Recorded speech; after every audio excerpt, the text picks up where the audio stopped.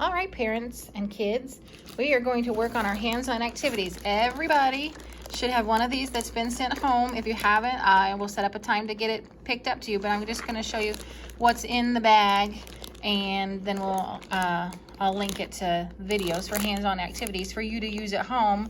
This will help us practice skills that we need to assess for our kids in the class, and it also is for parents of full remote learners.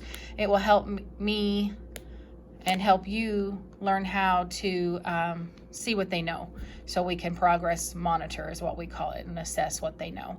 Okay, so you'll get a bag like this, a nice big bag that says hands-on activities.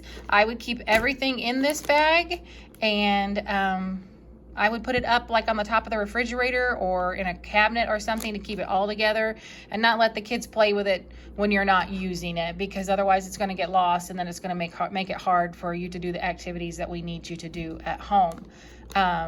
So yeah, and that just keeps it all for you. And then when we're done with this, if hopefully soon, when we're done with all the remote learning days, you can send it back to me so I can clean them up and keep them. And then if we have to do it again, then I'll send them back out to you. Okay, so let's open it up. You'll see in here, you have a lot of little sheets. So they're for colors, and on the back of them, it has prompts that you can do. So what you can do, you can hold them. So you hold it like this so your child can see it, hold it up. And then on the back, you'll see what to do, and you can take it off the ring. If they're on this nice little ring, you can take it off the ring. Well, maybe. There we go. Sorry. Technical difficulties. So then you hold it up like this for the child to see it, but then the parent's view, you're going to be holding it like this, so then you can say, oh, look, can you touch blue? Can you touch green? And see if your child can do it. And then you can also point to them and be like, oh, what color is this? And see if they can tell you, label them for you and tell you what they are. I know not all our colors are on here that we work on, but that's okay, because right now these are good and the main ones, so that's most important. You can also talk about pink and gray and that kind of stuff if you want to at home. So these are just good ways you can look at that, good ways to work on colors. And then we have shapes and numbers, and there's this one with numbers, and then we also did this one where it has it'll go with the prompts, but then you have 11 through 20 on one side and 1 through 10 on this side. And then there's alphabet, sizes, we'll work on sizes, and then animals, doing that kind of stuff, and feelings. And there'll be a video to go along with all of this.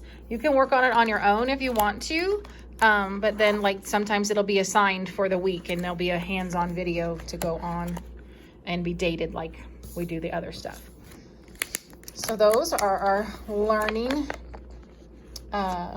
papers, I guess we'll just call them. It's like a learning packet.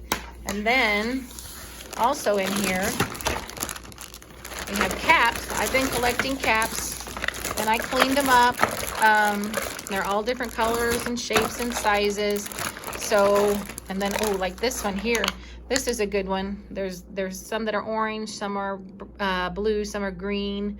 That's something, maybe put it in the bathtub or in the shower with your kids, because just scooping up water and looking on the sides at measurements and stuff, that's just a good way to kind of start understanding measurement and math. So that's just an extra little fun one that you can put in the bathtub or the shower with them. Or, you know, if they want to do something in the sink with you and they're up there by you, they can do it and do that with them. Everybody will have one of those.